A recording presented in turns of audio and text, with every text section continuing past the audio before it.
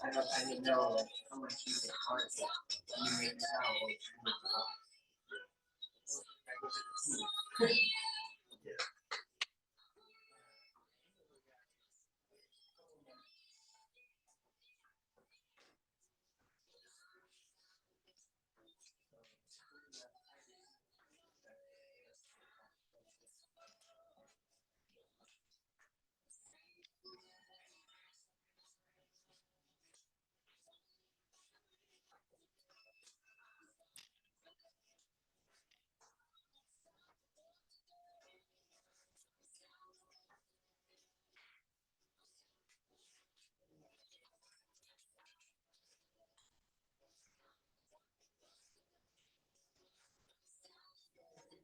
couldn't tell you what you get. Yes, you know, you get fish, you get a little breast mantle too here. A little something here.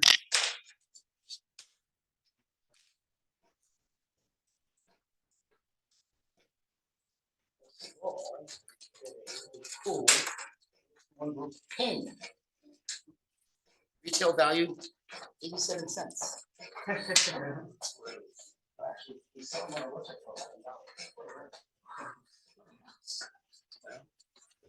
get a pin.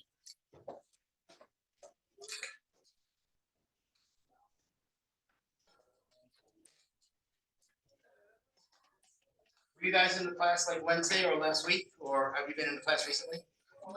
Yeah. Wednesday. What's the normal 4 or 5? Something like that. Yeah.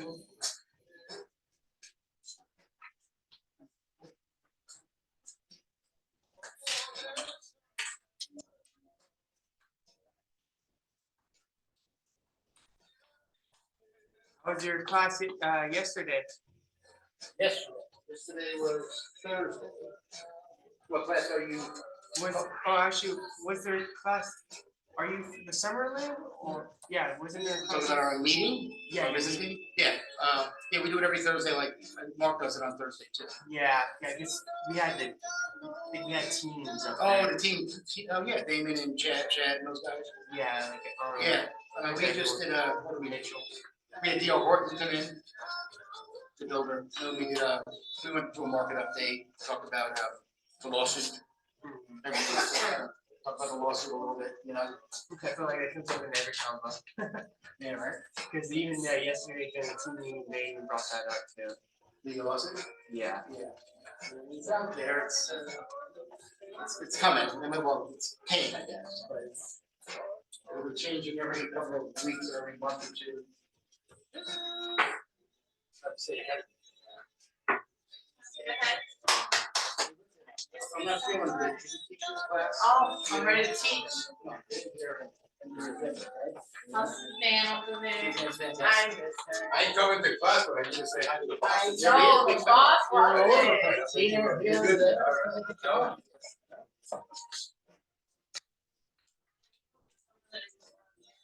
I don't know.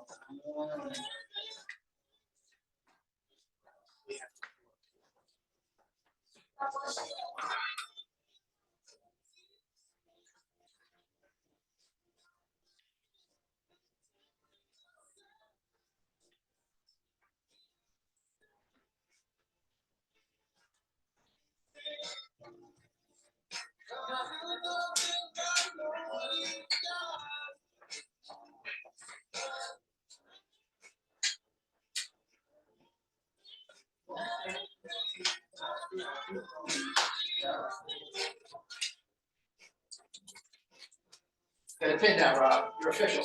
Yeah. You go with Mel? Here 10, we go. 10, and you make those two seconds. Yeah, a little bit of rice.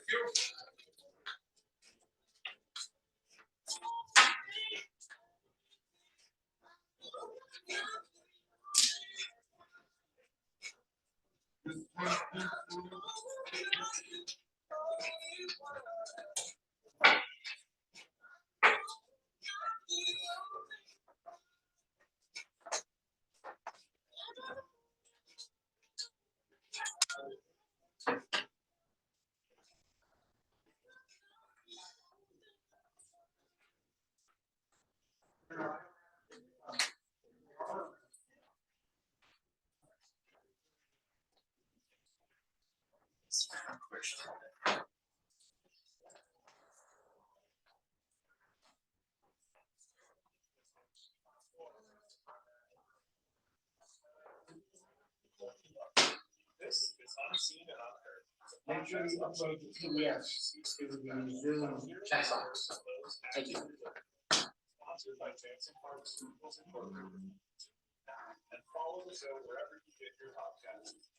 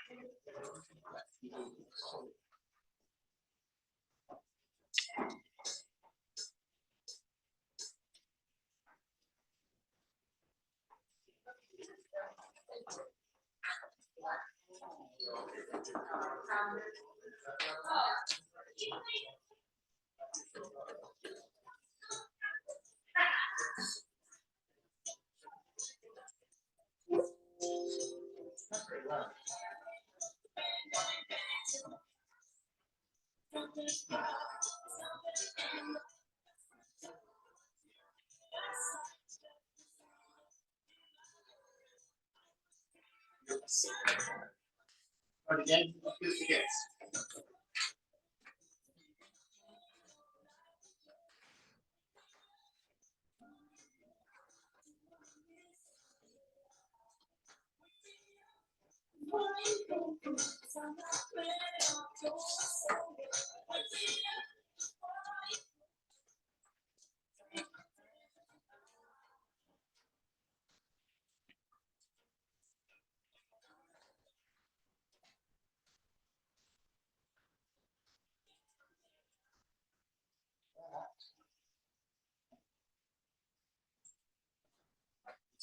Hey, Mark, can you, see me or hear us? Yeah, I got you. Bam, okay, you're coming through nice and clear, very nice. All right, so. Just in case you're curious, Mark, we have a standing room only here in this class, you know, all five of us are here. Gee, need more Okay. chairs and tables. I'm telling you, man, I'm telling you. I'm gonna put it this way for a minute, just so everybody can see everybody. So, close that door. Right, gang, it's REVUP number 8 of 10. So there's 2 more. Next week here, and then it switches to the summer office. Okay. Has everyone been in REVUP before? I guess, right? How many have you taken? I took like the first 4 or 5 or 6. I just missed 2 weeks. Okay. So How about you? How many have you taken? I've taken many throughout the years. Good. Yeah, I just. Yeah, the more the better. Yeah, take them over and That's over. good Yeah. ideas. Are. Dave, what about you? This is my 8th one. Oh, good. Okay. Yeah, 8. 8. Good. Okay. Yeah. There's nothing wrong with repeating them. You know, Alejandro, right? Yes. Yes, that's a good idea. Maybe not all of them, but you know, like the open house one. I would take when if you're in the office and Mark's doing it, because you're gonna be doing open houses. Probably pretty soon. Or the RPA class, how to solve the RPA. That's another important one, you know. The other ones are kind of more generalized, but there's a few that you'll want to take more often. Mark, hopefully in the chat box, there should be a PDF for you shortly. Where'd the chat box go? Oh, there it is. Do you see that, Mark, in the chat box? There's a PDF. I don't see anything in my chat. You click on the chat. At the bottom of your screen, you should have all that stop video, share screen, all that stuff. If you hit more, another menu opens up and it should be something to chat. And if you click that, you'll see a PDF in there. You might want to click on those, maybe print them out. Those are just handouts that I give out in the class that because you're home on your couch relaxing, you don't get them, you know? So just kidding, man, just kidding. Okay. That's what I'm doing. I'm making money out here. I'm with you, man. Nothing wrong with that. Nothing wrong with that here, you know? All right, so let's go back to this. I still don't see it in the chat though. Just letting you know. All right, so what I'm gonna do here, let me go back to the chat. Let's see if I can send you the chat real quick. There you are. Tell me if you get this chat message. If you do, email Amy. She's in my Summerlin office. She's one of our office administrators, and just tell her to email you directly the PDF. Okay. Yeah, I got that. I'll email her right now. Yeah, there you go. Okay, we got Nelly. Nelly's in. All right, we got some late bloomers here. Okay. All right, guys. What I like to do real quick in the beginning is just everybody has to stand up, give them like a 10-minute speech on why you want to become a realtor. No, just a quick little intro, so everyone knows who everybody is. Real simple. Hey guys, my name is Ken Pelly. I'm the branch manager of the Summerlin office. I've been a realtor 15 years, and I'm from New Jersey. Something like that, just so everyone has an idea of who they are. So Mark, since you're coming through bright and nice and clear, give us your scoop. All right. So I'm Mark. Worked construction my whole working life for about 10 years now. So I really want to switch things up, not do a stupid schedule anymore, and not break my back every single day. So really want to change just to be an entrepreneur. Nice. Are you, what office are you in? Northwest. And do you have your license? Yeah. And how long have you been licensed? About a month and a half. Oh, nice. Okay, good. Yeah. Also, guys, what office you're in and if you have your license yet. Sometimes you don't. Hey, Nelly, can you hear us? Yes, hi, good morning. Good morning. Could you just kind of do what Mark did? What office you're in? How long you've been a realtor? Do you have your license yet? You know, your favorite color, whatever, you know, stuff like that. Yeah, of course. Hi, good morning. My name is Nelly Rodriguez. I'm at the Summerlin office. In the past, I was working for a transportation company and I used to do dispatch for them. I'm from Havana, Cuba, and I've been living in Vegas for 7 years. I really wanted to be a realtor, to be able to help more like Hispanic people in our community, since I'm able to speak Spanish and English, and to change my life out of the stressful work that I used to have. Um, I'm very happy to be part of a Realty One. And when did you get your license, or do you have your license yet? I already have my license. It's long? been since November 6th. November, got it, okay, perfect. All right, Kenny, if you don't know what we're gonna ask you to do, kind of just tell us what office you're in, how long you've been a Realtor, do you have your license yet, that kind of stuff. Or not, Sorry about that. that's okay. I've been back in real estate since March of 2022. I was a realtor over 20 years ago. So And what office are you? I'm in Green Valley, the Realty One in Green Valley. Excellent. Perfect. And where are you from originally? Just out of curiosity. San Francisco Bay Area, but I've lived Hawaii to Savannah, Georgia, everywhere in between, which is wonderful when meeting people. You can always connect. I agree 100%. All right, Dane, okay, tell us who you are. I'm Gabriel Blair from Arizona. I don't have my license and I think it's been 6 weeks since, and I'm at this location, Southwest. Excellent. And no license yet, right? When did you send in the application? Like 6 weeks. Oh, wow, still not yet. Oh, wow, okay. Rob? Hi, my name is Robert Perez. I came from California. Been living in Vegas for about 7 years now. Was in construction in California. Just wanted to do real estate and try something different. I'm getting older. The back breaking, just like Mark, done with that. So Good for you. hopefully we could become a good realtor. No license yet, or yet? I have my license. It's been late October, early November when I got the license. Very nice. Okay. Alejandro? Good morning, my name is Alejandro Zurita. I'm from the Green Valley office. I've had my license since 2017. I'm originally from the Bay Area, California. And for real estate, I was in the liquor industry. 6 years, I was a store director for Lease Discount Liquor. Oh, wow. 3 locations. Okay, lovely system. So, did Kenny? Kenny, yes. Hi, Kenny. Hi, good morning, everyone. My name is Kenny, and I have a license. I'm in the Green Valley office, and I was working in the health field in a hospital for many years, but real estate was always my passion, Nice. always, and I decided to go for it. Good for you. And when did you send in your application? About 6 weeks ago. Wow. What you both might want to do, I'm sure John or Jim or whatever officer told you, is go to you might have your license already, but we don't have it physically. So go to their website. You know what their website is? Yeah, I did. Yeah, check every day. Because if you see a license number up there, then you can order your business cards. You can do stuff. But they have to mail it to us. It takes about a week to 10 days for us to get it. Sometimes we don't get it. It's lost in the mail. It's crazy. But so check the website every day so you can get a head start on that kind of stuff. Okay. All right. Last but not least.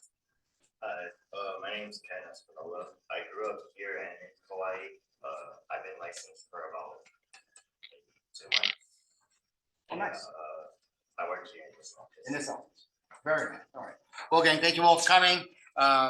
You guys on Zoom, let's do this. I don't think you don't want to over there somewhere, so I think you can kind of see me that way.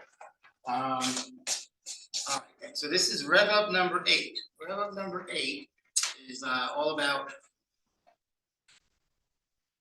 finding sellers. Okay, that's me, obviously. Okay. Before we do that, though, and again, you guys on Zoom, these are the handouts that should be in the chat box. Okay, so I'm gonna go through these real quick with everybody in the room. So just grab these down real quick. I'll show you what I can do. This just so you know, this is a copy of an article from the Review Journal. Every month, usually the first week of the month. What's the date on this? November 7th. Right. So, December 8th, December 6th, the same article will go in the RJ every month. They produce an article to tell the public how we did the month before, okay?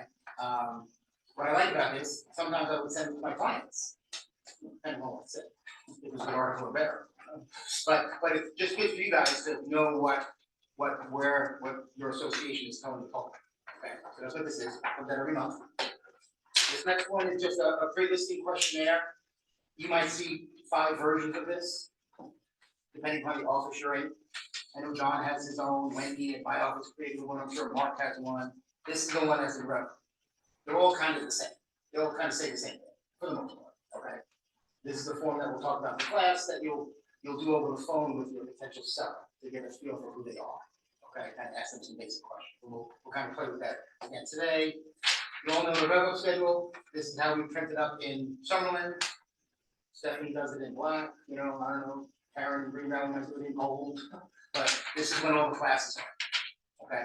And next Friday is number 10, and then we start all over again with module 1 in the office on December 13th, okay? And then there's some gaps in between because of the holidays, okay? So, but for the most part, we do it for 5 weeks here, 5 weeks in summer, 5 weeks here, 5 weeks in summer. This is just continues throughout the whole year. So like we were saying, Katie, earlier, a lot of agents will take certain classes over again. You know, like I'll have to do a bunch, which is great. And that way, you, particularly if it's an open house class, maybe and you're doing one, jump in on Mark's open house class, okay? This is, what is next here? Okay. This is something we do in my office. Now, I'm sure every office does something like this. We do this every Monday, and it's the stats that we send out to all the agents. We put in a little plastic thing in the office so anyone can grab one. And you just need to know the numbers. You need to know how many homes are on market. If someone asks you, you know, what's the average sales price? You can't say, let me find out for you. So they're not going to use you. You got to have an idea of what it is. So this is something that's really, really important. But you can create something like this yourself and send it to your clients every week. I know you can say, take this, and every Monday do a video on YouTube. Maybe 90 seconds, minute and a half. Hey, real estate fans, Timmy Realty One Group, let me tell you what happened, you know, last week in our market. We sold X amount of homes, the median price is this, blah, blah, blah, blah, blah, okay? So you can use this in different ways. But if you don't use it any other way, just for you, so you know what's going on in the market, okay? Because these are the 5 or 6 important, you know, statistical categories that the public's gonna want to know from, okay?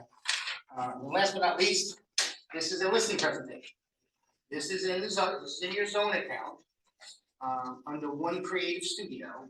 And I'm not saying you're gonna use this one, but you could, but check with Green Valley, check with John, check with Mark, if you're in this office. We'll be in Robert, in my office, we'll check with Wendy. What do you think most agents, when they go on a listing presentation to someone's house, what do they bring with them? What would you think they would bring? Oh, you've been around for a while. When you want to listen to this, what do you bring with you? More information. Like what? But yeah, I mean, do you bring a listing agreement? Do you bring comps? Do you have a listing presentation? Comps, absolutely, yeah. Yeah. Better compared to that. Okay. But do you, oh, what else? Yes, there's, on our website, there's a presentation customized. Right. Actually, well, Yeah, that's kind of what this is. I think on our website, we've got different versions of this. That's what this is. I went on there and I just customized it to me. I put all my stuff in here. I put pictures of houses that I sold. I put in here, there's a spot for, what's the word? When clients talk about you. Testimonials.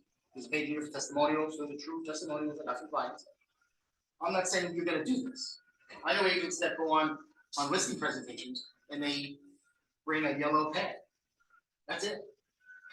They bring a yellow pad because they know what they're doing. They know what to say. I mean, they might bring comps, you know, CMA, of course. I don't know how many listing agents do an actual listing presentation. Like bring your iPad or your laptop and click through all these slides. I'm sure some do. I'm not saying it's right or wrong, but you'll figure out what works for you. Okay. I was more of a yellow pad guy. I bring a CMA. I did a really good questionnaire before I got to meet them, so I know as much about them as I could. and then I would just talk about me, Realty One Group, walk around their house. So you may or may not actually have a listing presentation like this, but you should create this. And what most agents are doing with this, in my office, is they're sending this to the seller before they go physically meet them. Okay, because when you get a chance, you can look at this later. It tells everything about you, it tells about Realty One Group, and if you send it to them, when I was the sales manager, I would go on all the listing appointments with the new agents. And I would have them send this before we go to Gabe's house on Saturday, send it on Friday. And probably 3 out of 4 times when we walked into Gabe's house, you know, we sit down, we say, hi, I'm Tim, this is Robert, and, you know, I'd love to see your house, Gabe, you walk us around, we're taking notes, you know, 15, 20 minutes go by, and then sit down, start talking about the contract and fees. And then 3 out of 4 times I say, okay, you know, we sent you some information, okay? Any particular questions that you have in mind?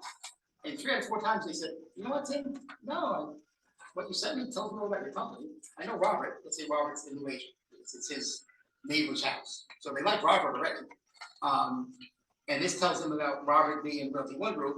And they say, no, I think you guys are really good from what I can tell. What do you think the 2 questions they had? Let me sell a house. Well, maybe that's the 3rd question. Yeah. What's my house worth? Exactly. How much you gonna sell my house for? That's, you know, because one guy was so funny. We walked in there. He goes, no, sir, I don't have any questions. Let's just go down to it.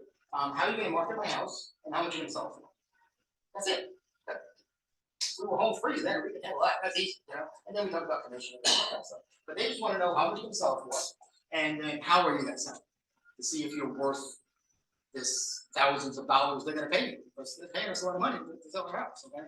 So this is more of a, for us, what if I was an agent now, this would be my pre-listing email to my client. You know, hey Alondro, look forward to seeing you and your wife on Sunday. Take a look at this PowerPoint I sent you. It tells you all about me and Realty One Group. And after you see it, you know, maybe write down some questions when I see you on Sunday. Okay, so you're not going in there having to sell Realty One Group. You know, because this does. You know, it tells everything about the story about Realty One Group and how you're going to market the house. It just saves a lot of time. But again, go back to Green Valley, talk to Mark, see what version of this. There's a few floating around. There's even one that we've created in Canva. Everyone know what Canva is? Yeah, really, really good program. I know agents that have created this in Canva. Okay, but you'll need something like that. So that's just an example. You guys have a hold on. Okay. All right, everybody on Zoom, okay? Oh, just after that, Okay. Yes, thank you. Thank you. what else? It was definitely put a rock title on. That would be nice. Property, yeah. Yeah. Sounds like you didn't have everybody on the table. Yeah, and for all of you guys, with the exception of Alejandro, who's been around for a while, when you get your first potential seller, in my office, me and Wendy are gonna do all the work. Not that Robert's not going to, but he doesn't know what to do. We're gonna do it for him. And same thing with Mark, same thing with John or Jim probably. They're gonna tell you certain things to do, but when we go into that house, Robert's not gonna say a word.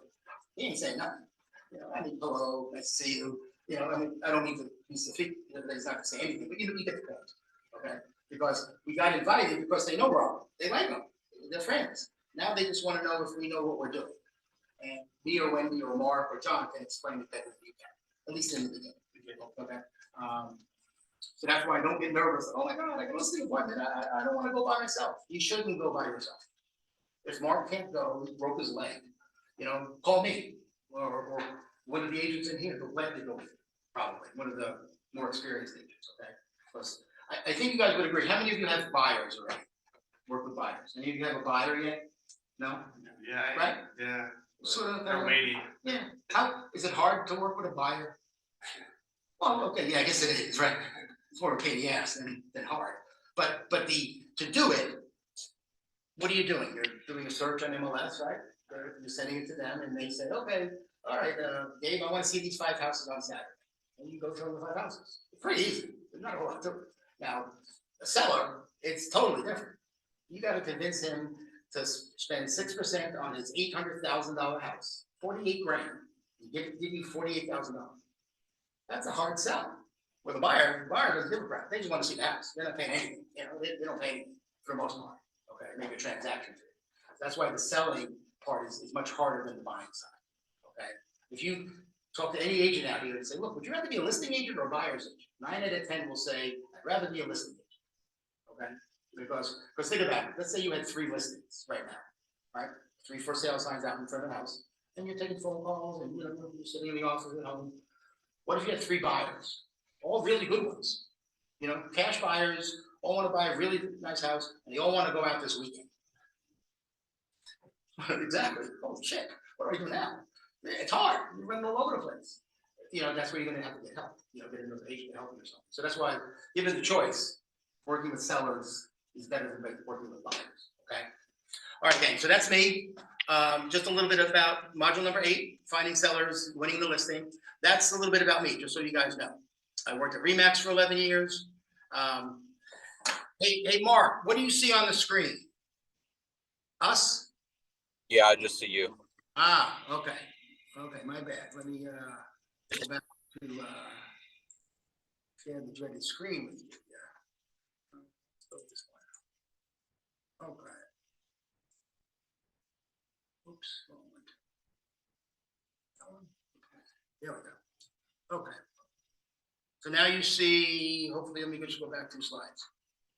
So on there, you see welcome to REVUP, Mark? Yep, I got you now. Okay. Second one is module number 8, and that's just a little bit about me. 11 years at RE/MAX, 4 years here. I was a loan officer for a while before working at RE/MAX. Back in 2008, from 04 to 08, mortgages were doing phenomenal. May of 08, might have been March, went to my mortgage company, the door was locked. The door never opened again. Went out of business. Didn't tell anybody, just locked the door and moved on. It happened a lot in 2008, really did. And then I joined RE/MAX. Closed a bunch of transactions over the years, and for a long time was really involved at the association. I suggest that you guys, do you know how much you're gonna pay when you join OVR? About. Does anyone tell you how much you might have to spend? Tell them, how much you spend? I spent 1,300 a couple of weeks ago or a week ago. And then you get another bill. And then I gotta pay another $700 in January. Yeah, and it's not layaway. They want all that money right up front. Yeah. It is, yeah. So the first year is expensive because they charge you these junk fees, application fee. Yeah, for $550 worth of, you know. Your lock fee. Your lockbox and all that, okay. But I always tell you, you're spending money down there, go utilize the services. They give free classes, they do CE, they have committees, stuff that you can get involved with and meet other agents. And I love it. If I wasn't doing what I'm doing now, if I was an agent, I'd be down there all the time. Not all the time, but going to committees and just networking with agents, okay? You'll be surprised. I remember years ago, there was a lender down there and who I was working with, and his brother needed to do a short sale, and he sent his brother to me. He could have sent it to any realtor. I mean, he's down there all the time, but he knew I did short sales, so he sent me his brother. If I wasn't down there, he wouldn't have sent it to me. You know, so you'd be surprised that the relationship you make, and it's kind of cool sometimes if you're calling on a listing and you know that agent. You know, hey Kenny, it's Tim. Oh, hey Kenny, how are you, Tim? You know, it makes that little potential offer go through a little bit smoother. You know, so moral of the story is, go down there, get involved. You know, it can't hurt. Okay. And in January is when they have all the committees. Okay, I think there's about 12 committees that you could potentially join, like the global committee, the trends committee, the education committee, the anybody here under 40? Under 40. Oh, you could. Okay. There's something called YPN, Young Professionals Network. You got to be under 40. You don't have to, but that's that's the demographic they want. Okay, but I'm a member and I'm over 40. But there's some really cool committees down there that you can join for free. Okay, and again, it'll make you a better realtor. Okay, and then there's other associations, like you may have heard of Women's Council of Realtors, or VA Rep, or the National Association of Hispanic Realtors, NAREP. Okay, those you got to pay. It's a membership. You got to pay a couple bucks to join. But you may want to do that. Maybe not right away. Wait until you close the deal. That's the money before you spend money on this stuff. Okay. All right, gang. What else we got here? So module 8. These are some of the things we're going to attempt to cover today. Sometimes these classes go a little, I don't want to say sideways, but we get off on a tangent and we don't cover everything that's in your book. So don't get nervous. Kind of quick question, where can we find this on our computer? If you go into your zone account, you know, we see all the icons, like for, you know, you click on One Creative Studio. Okay, me and Wendy have just been working on that the last week or two. One Creative Studio. And then, when you get back, if I'm not there, just ask Wendy, she'll, a couple of clicks, she'll show you where that is, okay? And before I forget, I'm glad you said that. Does everyone know this website, onerealtyresource.com? If you don't, you can say, okay, no, you don't know it, okay. You need to know it, and there's a password called unbrokerage, with a capital unbrokerage, with a capital UN, that's capitalized. Let me do this now before I forget. This is a website that our former, what's on your screen now, Mark?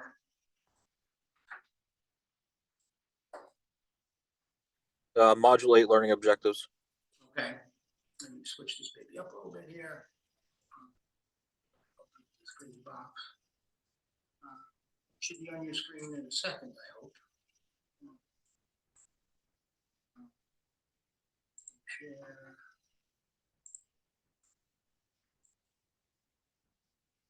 Okay, do you see One Realty Resource now? Not yet. I got it now. I got you. Okay.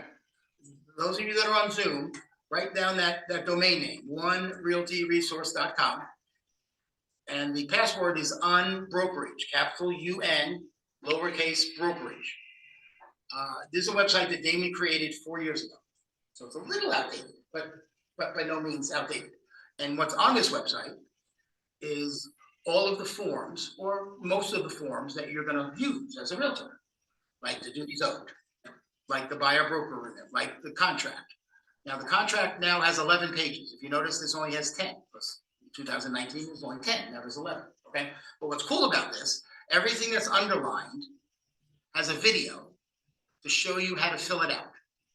So, you know, if you, how to fill out a counteroffer, how to fill out the walkthrough, okay? How to fill out the CDA. That might be the most important Are those form. documents the same as you would get off your MLS? Yeah, they're all in matrix, they're all in transaction desk, but again, those forms change all often. Like they're always tinkering with the listing agreement. So these change as quickly? No, we haven't done, because again, you'll, when I pull up something, like. So you couldn't really draw from them because You they can. might be outdated. Well, no, like, here's an example. Let's see if it plays. Is that watch? Can you repeat the password one more time, please? Unbrokerage, capital U, capital N, lowercase brokerage. Thank you. You're welcome. All right, trying to see if this opens. Sometimes the MP4 stuff. Okay, maybe it's gonna work. The GLBAR residential purchasing. Okay, so that's Damon. You all know who Damon Caldwell is. He now has a big team. He used to be our corporate broker, now Mark is. But that page is almost identical to what's in transaction yesterday. Okay, this one more page was added, but it's not like a new page was added. We probably added a paragraph or two on something and it just made it longer. Okay, but what he's explaining, following the yellow ball, what to type in every box. Now he spent, I think it's 11 minutes or 9 minutes. He spends 9 minutes on page 1, 11 minutes on page 2, 8 minutes on page 3. He spent hours doing this. God bless him. You know, drunken weekend or something, tequila and wine. But I'll play it for a little bit so you get the gist of what I'm trying to say. Agreement and joint escrow instructions. So this is the date that you're going to be completing the residential purchase agreement, and the buyer's name will go here. And if there's 2 buyers, then you'll select and the second buyer's name will go here. Hereby offers to purchase. This is the property address that the buyer is submitting the offer on. Within, I think you guys get the idea. And he has a video. He does the whole RPA. Okay, page 2, page 3, page 4, page 5. What you guys should do once you get access to, once you join, and pay the $1,400, I would go into transaction desk, pull up a blank RPA, and fill it out over and over and over again. You're gonna mess it up. It's gonna be a mess, but that's okay. You know, once you do it, send it to me and Wendy. Send it to Mark. Send it to John. Hey, John, this weekend I did a make-believe RPA. How did I do? Because you don't want to do it the first time when you have a buyer. I mean, right, you gotta fill this out at least a little bit, okay? But in most cases, your manager's gonna fill it out for you. Like in our office, me and Wendy are gonna type it up. You're not gonna type it up. I mean, you will, but then because this is what happens a lot, at least in my office. Robert will have a buyer, he'll say, Tim, I was showing gate houses this weekend, he wants to make an offer on this house. Okay, this is what you do, Robert, go into transaction desk, pull up the RPA, and fill it out the best you can. And if you want to, watch Damon's video again, assuming you've watched it already, and just type it up the best that you can. And we have all these notes on what you should put in for due diligence and dates for the appraisal, all that stuff. And then when he's done, hey, Tim, it's Robert, I'm done. Then I'm gonna go into your account and maybe be on a Zoom call with you and walk through what you filled out and make changes to it before you send it to your client to sign. And then he signs it, then it comes back and we send it to Ricky at REMAX. That's my buddy. He's my fictitious guy in his classes. He's the listing agent, let's say. And you'll get it signed by your client, it'll come back to you, and then we have another email that you're gonna send to Ricky.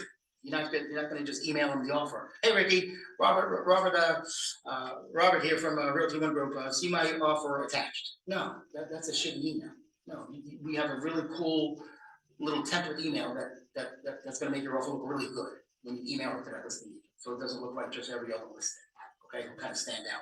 But this is a really, and again, if you're in my office and you've been there for a couple months and we say, well, you know, go to One Realty Resource and check out how to fill out the listing agreement, and you say, what website, Tim? What are you talking about? You know, we're gonna punch you in the throat. Okay, but you know what I'm saying? You need to know this. You shouldn't forget. Okay. I did that maybe a month ago, and I saw how to fill out all that stuff, but I completely had so much information. Oh, I know. And I totally forgot, but you could ask me again, I was. Yeah, you forgot, yeah. No, I know I did it, but I don't remember, but I just remember now. You know, I remember when I was an agent, the first, I don't know, 6 months, a year, it's, you know, what's the cliche, drinking through a fire hose kind of deal. It's so much stuff, you know, it really is. And my only recommendation in that, because we're all different, try not to get caught up too much in the non-real estate stuff. What I mean by that is, you know, creating the perfect website or making sure your Instagram page has 500 followers. No one gives a shit about your Instagram page, no offense. They don't. But you need it, don't get me wrong. We give you a website, we give you an app. So we give you all these tools and you need to have it. But too many agents spend hours and hours and hours, you know, on getting all of that stuff going, and months go by and I say, well, Dave, how many buyers have you spoken to since you've been here for 8 months? Maybe one, you know, I mean, you're not making any money then, you know, you have a great website, but you're not making any money. And there's a good chance you're gonna quit. Because you didn't make any money, okay? So the key to all this is you gotta talk to people. Somehow you gotta communicate with them. So just don't get caught too much up with the social media stuff and making sure your Facebook page is perfect and all that stuff.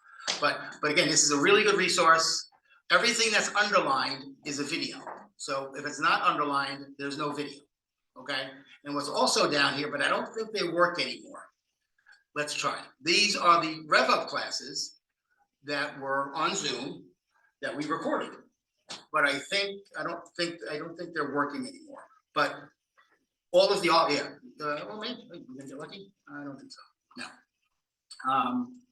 We have them, at least in Summerlin, we have them all on our YouTube channel now. Okay, and I think each office has something like that. So if you miss a REVUP, go to Mark, go to John and Jim, say, guys, let me have it where I can watch it over the weekend. Yeah, and they must have it somewhere. Okay, it used to be here, but these have expired or something happened to the link. Okay, and these, I think, let me see if these are still working. I think these are working. Some crazy reason. Yeah. So here's a 52-minute. That's Good Barbara. afternoon, everyone. Hi, I'm Barbara Becker. Barbara is Mark's wife. Mark Otera's wife, that pretty gal right there. She used to be what, Felicia, you know Felicia, and Tim Sams and Anthony. She used to do that. Some brand new agents on this But phone. then she got sick during COVID. And she's kind of semi-retired for World Jets. Gonna go She's sitting through home, it step by relaxed. step, and But then towards the end. back then, whenever this class was, when was this class? We'll brainstorm, you can ask me questions, we'll come up with ideas, and I can actually, take notes. So she did this class back in 19, I think, or 20. But that's a class on farming. That, everything she said there, you can watch today, and it's still true. Okay, so, but the REVUPs on here are not working. So these are not working, but she did a class on getting your Instagram set up, how to set up your LinkedIn page, okay? How to set up our Rock app. So all of these, and this is a good one too, this is our CRM, OneSuite, okay? Those are videos that you really, really need to watch, okay? So this is just one place you can get them. The other place too is this one, onerockstars.com. That's Rock University, that's our title company's website, okay? And if you've never been there before, you might have to call Tim or Felicia and set up an account. But all of their classes are on there, okay? And some of their classes are better than ours. Because they do a 2-hour class on YouTube, an hour class on Instagram, an hour class on Facebook, an hour class on your Google business page. So regrettably, there's lots of homework in the beginning for you guys. So don't get too overwhelmed by it, but all these resources are there, okay? All right, everybody on Zoom, okay? Yeah, we're good. Excellent. All right, so I'm gonna get rid of this. We'll get rid of that one. Let's go back to what we're supposed to be doing here. All right, Mark, you should have modulate learning objectives, correct? Yes, sir. Thank you. All right, so this is what we're gonna talk about today. Again, some of these, this is not exactly what's in the book. If you have the big, does everybody have the big binder? Okay, you guys have it? You don't, okay. See that binder right there? Go back to John and say, John, where's my goddamn binder? You should have that binder. Really, all the classes are in there. Okay. But there's other stuff in there. We give it to you to put in all the, if you notice when you come to the class, it had the holes in it, to put like the holes, so if you had the binder gave you would put it in the binder. It has them all numbered. Yeah, but there's other stuff in there too. Stuff about Realty One Group, stuff about our lender, really important stuff. So get on Jim and John about that, okay? And even more than you. Okay, you gave it to? Okay. So we're gonna talk about the pre-listing package, how to figure out a price. We're not gonna do a CMA, that's a different class, okay? But I think we all know what a CMA is, right? We're all gonna give, do you know what that is, Dave, or Kevin? Is it Kevin or Ken? Ken, do you know what a CMA is? No? You know, that's okay. Is it like the paper you gave us? A CMA stands for Comparative Market Analysis. It's a fancy word for when I come to your house, I'm gonna give you an idea what your house is worth based on the other sales in your area. Okay, but you can't just go in there and come up with a price. You have to substantiate why you think it's worth 500 grand. Okay, and what happens normally when you go to someone's house and you've done all your homework, you have all these really good comps, and it's worth 500,000. You feel confident about that. How much do you think the seller thinks his house is worth? More. He always thinks it's worth more. Yeah. That's it. Zillow told me, Realtor.com. My neighbor across the street sold his house for $525, and it's a piece of crap. I should get 600. That's how the conversations go. But if you did a really good CMA and you can explain it and say, look, this is the data, Mr. Seller. I'm on your side. I want to get as much as I can, but would you pay $550 for your house if the house across the street sold for 500? That's the same as yours? Well, no, I wouldn't do that. Maybe think someone else. So those are the kind of things that happen, okay? And then we'll go into scripts a little bit, but we do a lot of other different classes on scripts, okay? This isn't working, let's hope it is. Bam, okay. We're gonna talk about where you can potential circles of opportunity, where you're gonna find sellers, okay? We're not gonna really customize the listing presentation, but that's what this is, okay? So you can play around with that in Zone when you have time. How to qualify the sellers, 7 steps to the listing process. I don't know if there's 7. If you talk to another agent, he says there's 10. Talk to Mark, there might be 11. For our purposes, there's 7 steps to get the listing. Okay. Let me see the work, Mark. What are you giving me here? Oops. Got it. Okay. Okay, so all of you have been in REVUP before, you've seen affirmations, okay? Now, what I'm gonna ask you guys to do, I don't know if the other managers do this, so I'm a little weird, but every class has an affirmation, right? And any of you affirmation people, like get up in the morning and, say an affirmation or talk to yourself or do something to get the day going, I don't know. No? Okay. For a long time, I wasn't either. I thought all this Anthony Robbins stuff was hocus pocus. We all know who Anthony Robbins is, Tony Robbins, Tony Robbins? Okay, big motivational guy. You know, he has all these affirmations, and about 8 years ago, I was at a Tom Ferry event, and he talked about affirmations. And I said, all right, let me try this stuff. And for the last, since 2000, what year are we in now? 23, 24, since 2016, I've been saying that affirmation in green every morning. I know it like the back of my hand. I know it like the Gettysburg Address. Okay, I created that based on the event I went to with Tom Ferry by taking bits and pieces of other people's affirmations. Okay, so what should happen in these classes, which I don't know if is, you can tell me after we do this, but everybody's gonna stand up. Come on, you gotta stand up. I know you're gonna be pissed, but it's okay. You'll laugh at this later. Okay, the goal is to wake us up a little bit. We're gonna say that 3 times. Okay, and each time it gets louder until Mark gets pissed off that it's too loud. Okay, so 1, 2, 3, all of us. I always put my client's best interest first. I do the right thing by them, knowing it will come back to me tenfold. Again, I always put my client's best interest first. I do the first thing by them, knowing that I will come back to. in tenfold. All right, really loud. Let's piss off Mark. I always put my client's best interest first. I do the right thing by them, knowing it will come back to me tenfold. All right, that was fantastic. The other REVUP you read, did they make you do this? No, they the slackers. Okay, so I'm not saying you should do an affirmation. All I'm saying is that, you know, it gets my day going. You know, I do it in the bathroom maybe. You know, after I get a shower with my dog. Dog runs away because I'm screaming it. Sometimes I do it in the car. There's this book called the Miracle Morning for Real Estate Agents. A Miracle Morning for Real Estate, about $12, about 100 pages on Amazon. You should buy it. It has all this stuff about how realtors are lazy and come to work at 12 o'clock. If we were paying you $25 an hour and we said you had to be in at 8 o'clock, you'd be in at 8 o'clock. We're paying you $25 an hour. We ain't paying you anything.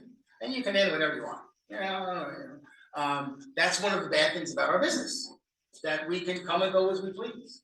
And it's easy to stay home and watch ESPN. Trust me, like I did it for a long time when I was at REVUP. But you might want to consider doing an affirmation because it could get the blood flowing for you in the beginning of the day, okay? Because I know it does for me, okay? All right, so finding motivated sellers. The reasons that we want listings is kind of like we said before, 3 buyers, 3 sellers. We see the time savings with 3 sellers compared to 3 buyers. It gives you more leverage, okay? And usually, if you go to some certain trainers' seminars, or even what we do, certain coaches in our industry say for every listing, you should get 1 buyer and 1 more listing. If you do the job right, you should get another listing in that neighborhood. Okay, if you market it, okay, and you're going to get for sale. You're going to get people calling up the for sale sign. You know, maybe 2, maybe 50. Who knows how many you're going to get? But that could be a buyer. That's why listings are so important, more so than the buyer side, because it can turn into buyers and it can turn into more sellers. Okay, and like it says there, you can handle considerably more volume of listings than buyers. Okay, and the listing, like I said, should turn into at least 1 or 2 more deals if you work it right. Okay. I don't know if you guys can see that in the room, but in the middle there is motivated sellers.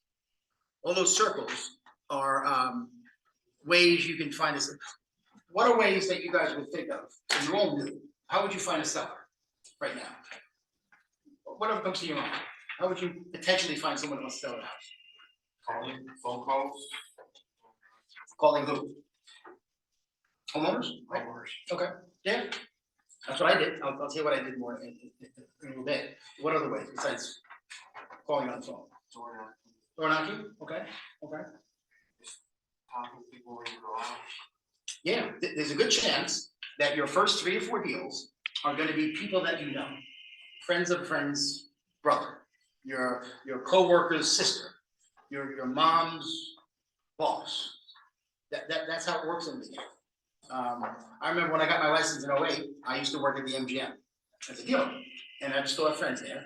And I said, guys, I'm getting out of the loan business. I'm a realtor now, so if you need any help selling your house, I'm your guy. 2 years went by, 4 or 5 friends sold their house with somebody else. I got pissed.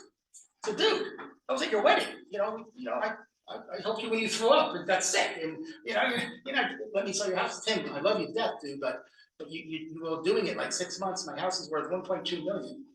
I didn't trust that you knew what you were doing. And he was probably right. I probably would mess it up, in the beginning, But what I lacked convincing him of, because you're gonna run into that too. People are gonna say, oh, I love Kenny, but she's only been there a couple of months, or how can I trust her? That's where John and Jim come in. That's where me and Wayne come in. That's where Realty One comes in. You gotta say, look, no, I'm not by myself. Let me introduce you to Tim and Mark and John. And once they meet up, so I'm not saying that they're gonna do the deal, but we're gonna convince them much better than you would, okay? So you need to let everybody know. I mean, for some agents, when they're new, they say, I have nobody to call. If you're in a class with Jeff is the manager in the Northwest. Has everyone been in a class with Jeff? Long thing? Big guy, right? And if you ask him, Jeff, I have no one to call, he's gonna say, yeah, your phone. Hit the little button that says contacts. I think it's, what color is it? It's green? What's our contacts? Well, you get my point. You go to your phone, you have your contacts, and he'll say, scroll up, keep scrolling, and what's the number at the bottom? 1,812. That's, you have 1,812 people to call. And you do. I mean, not all of them, of course, but there are people in here that you need to know. You need to let them know that you're a realtor. Okay, you can't be a secret agent. A lot of times we're secret agents, and you don't want to be that person or that gal. You need to let people know what you're doing, okay? And when they say, look, if they know you're new, they know you don't know what you're doing, tell them, especially if you know them. If you know them, look, say, look, I know I'm brand new, but I joined the biggest company in town, a phenomenal training program. All the brokers are here to support me. So you know how many times from 2019 to 2022, when I was the sales manager, I would get on a Zoom call with Robert's buyer or your buyer, because they couldn't get him in the office. It was maybe it was their, cousin's wife. Tim, I see her all the time, at Christmas. It's kind of awkward. Okay, let's go. I'll get on the phone with them. Let's do a Zoom call.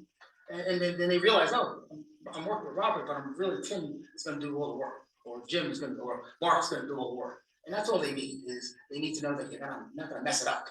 That's what they're concerned about. Okay. So motivated sellers are in the middle, and I know you can't really see this in the room, but all those little circles are potential places you could find sellers. Whether it be a garage sale, whether it be the gold ones closer or the most frequent ones, meaning door knocking. They're very nice. Referrals, that's your sphere of influence, life events, people get divorced. They usually got to sell the house. Incredibly. Someone passes away. They might have to sell the house. Okay. And then there's other stuff, that are ancillary, like, for sale by owners. And, I mean, I know a realtor used to work at RE/MAX that would door knock, and he would take a little yellow sticky notepad and say, hi, this is Tim. Sorry I missed you. Call me when you get this. And it would be the yellow sticky note and his card. And a lot of people would call. Just to, what the fuck was this guy leaving this yellow sticky note? I'm like, oh, And some people would call up and person out. But he got business from that. That was his thing.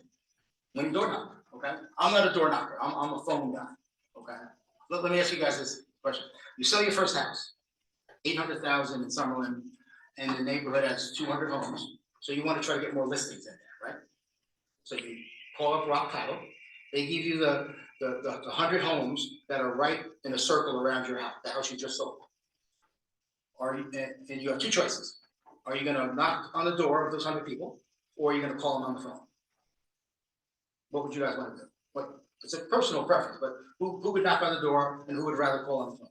Phone. He's a phone guy. He's a door knocker. Door knocker.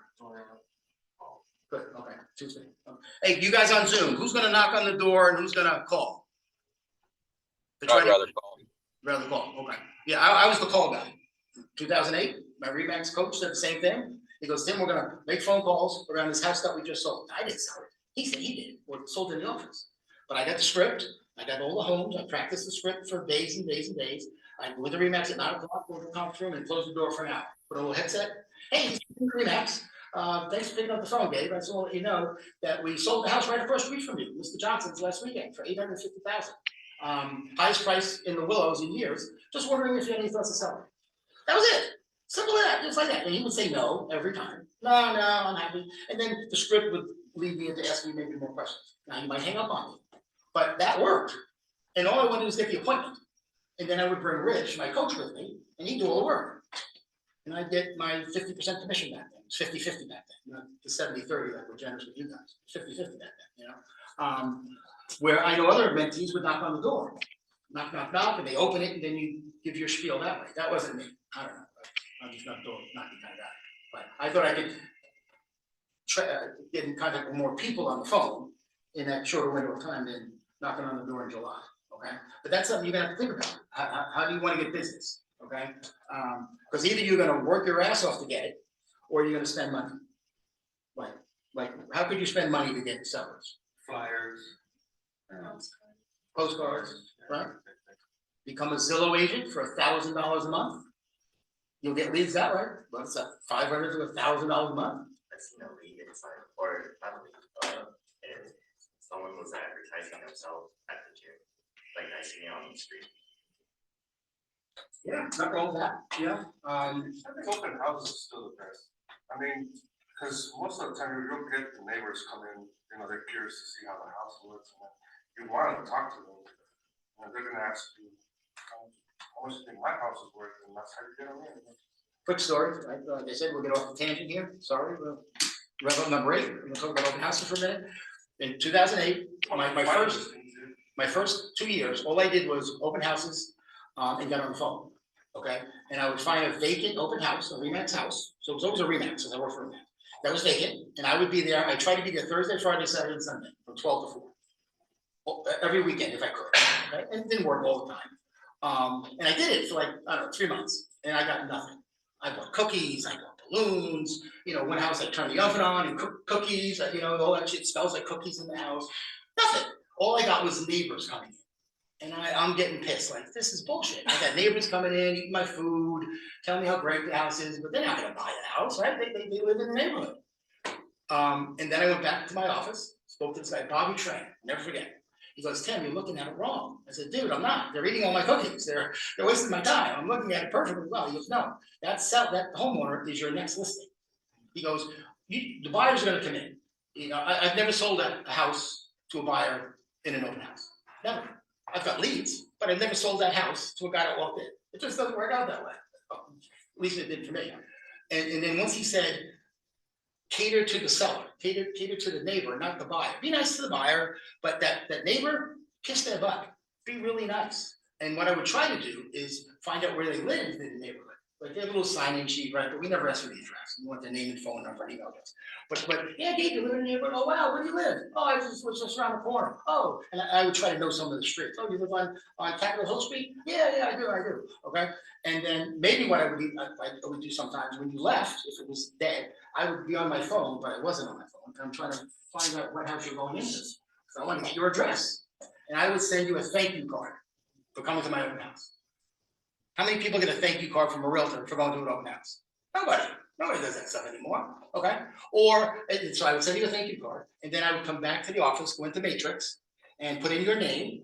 And you said you lived on Capitol Hill, so I got your name from the sheet. Now I have your address. Now you're in my CRM. I didn't get your permission, but you're in my CRM, and I'm sending you an email every couple of weeks until you call me up and say, Tim, how did you get I guess I don't, I got your email address because you put it on the sheet. So I'm going to send you a monthly report, okay? And that works. And over the 18 months, I don't know how many hundreds of leads I potentially got, but they all went into my CRM and they all got this funky monthly report that the system did for me automatically. I'm not doing this every month and sending it to the debt. No, the system does it for me. Our CRM called One Suite is connected to MLS. So once you put Dave in there, who lives in 89135, you hit a button, every month it'll send Dave a report on every home that's sold in 89135. You do nothing. Realty One does all the work for you. That's what agents aren't doing. They're not utilizing the CRM. Because I'm not gonna remember Dave 3 weeks from now. You know, what was that guy that walked in? He lives around the corner. I thought I wrote his name somewhere on the back of something in the open house. That's what we all do. You know, then you don't find it. Okay, so keeping all that stuff organized, but open houses is really the way to go into meeting, because it's free, you're not spending any money, okay? Now, if you say, Tim, I got some money, I can spend $200-300 a month, you know, to get some leads through our sync, commission sync, they'll guarantee you 20 to 30 leads a month for $200 or $300. Guaranteed, you'll get these leads. Now, are they good? I don't know. Are they coherent? I don't know, but it's a lead, okay? But it's gonna cost you money. You know, I'd rather you not spend that money in the beginning. You know, but some agents have some extra money, so they do. But door knocking, open houses, getting on the phone for an hour and a half a day, it's hard.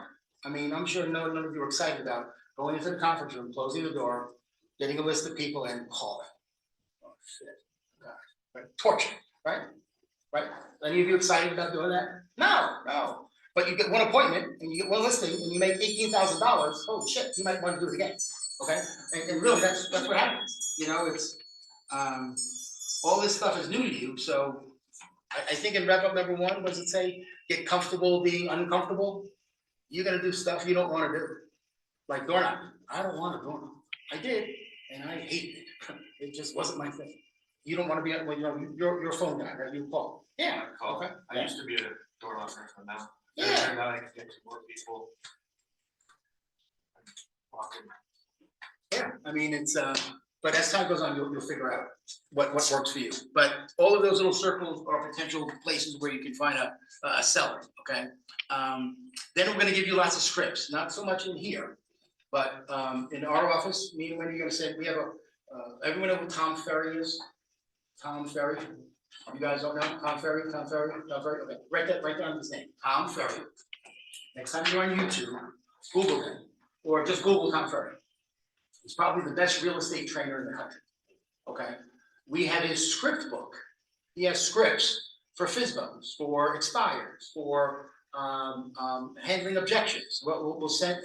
We send you guys that script book. It's probably, I don't know, this thick, of how to handle every potential objection you're ever gonna get as a realtor, okay? And when you go to his YouTube channel, I would suggest subscribing to it and watch some of his videos. Really, really good stuff. Really good stuff, okay? But as you get the scripts, you're gonna memorize them. You're gonna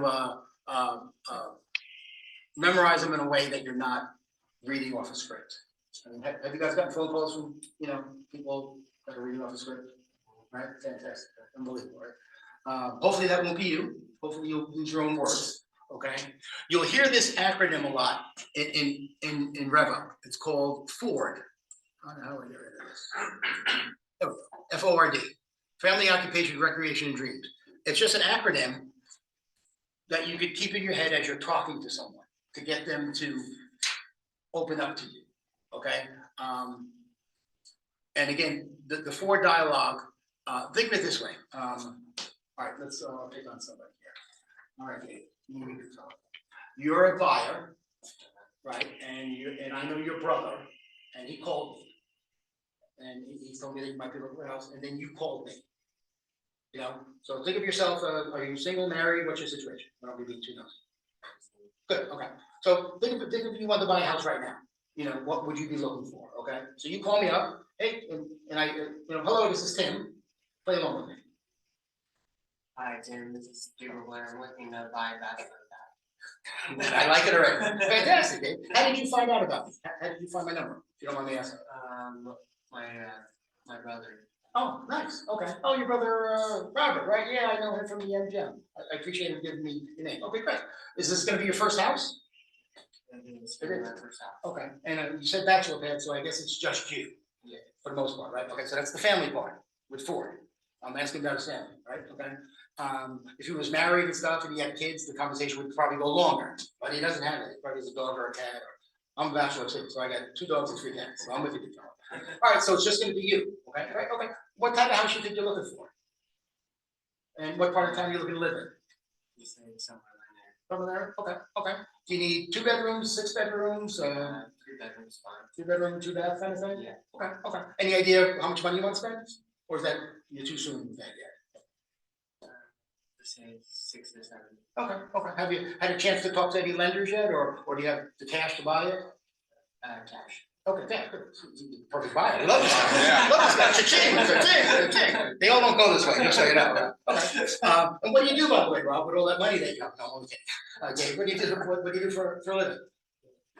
I just, well, You work at the Venetian in marketing. Oh, really? Yeah. How long you been there? How long you been 10 years. 10 years. Great. Okay, good. Okay. You've been in the casino business for a long time, hospitality, all that stuff. Yeah. Okay. So I tried to talk about the job part a little bit, to kind of warm up a little bit, and then the recreation and dreams part is kind of tricky.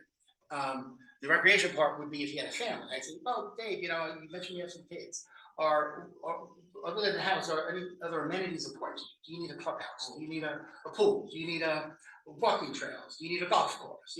And so I find out a little bit about that.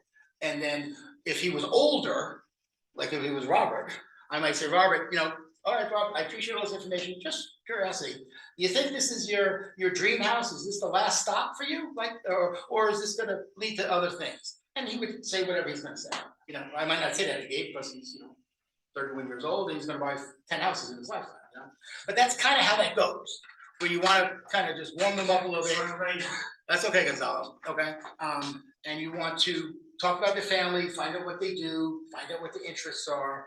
And it just makes the conversation go a lot easier instead of just getting to, because some agents will get right to it. So do you have cash or do you have a mortgage? And that might not be the way you want to do it. Okay. But you'll hear the Ford method a lot. Okay. And I don't know if there's a script in the book. There used to be. I'm not sure if there is one now. Okay. But all of this leads back to taking notes and putting them in your CRM. I can't tell you how important the CRM is. Okay. You might not realize it for 6 months or 12 months, but you have to either use our CRM called OneSuite, or you can use Outlook has a contact thing, or Gmail, I guess you can put contacts in there. But put them somewhere, or else because you're not gonna remember all these people you're gonna run into. Okay. So does that Ford thing kind of make sense a little bit as we were messing around with it? A little bit? Yeah. Okay. Practice, practice, practice, of course. And what this is if you're gonna do an open house, when do you start preparing for the open house? You can do it this week. A week ago, like a week in advance, start knocking around.